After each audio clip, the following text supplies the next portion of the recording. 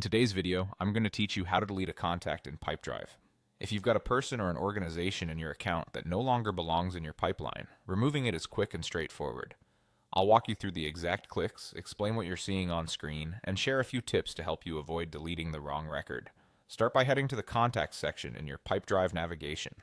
Inside Contacts, you'll see two main categories: people and organizations.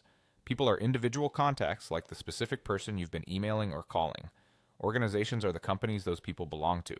Decide which type you want to remove and go into that view. Next, open the contact you want to delete. If you have a long list, use the search bar or apply filters to zero in on the exact record. Click into the contact's profile to open the full detail view. This page shows you everything connected to that contact, so take a moment to confirm you've selected the right one. Look over any linked deals, activities, or notes.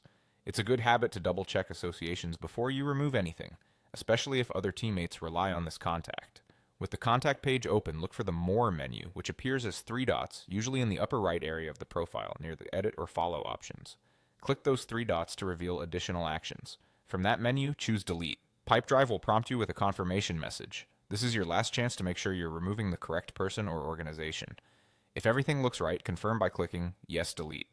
Once you confirm, Pipedrive will remove the contact from your list. Keep in mind that deleting a contact takes the record out of your workspace and can affect related information, so always review what's connected before you proceed.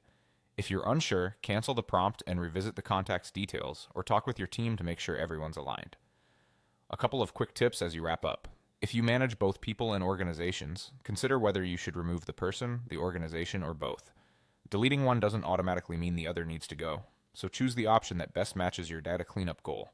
And if you maintain reports or custom fields, remember that removing a contact may change how those reports look going forward.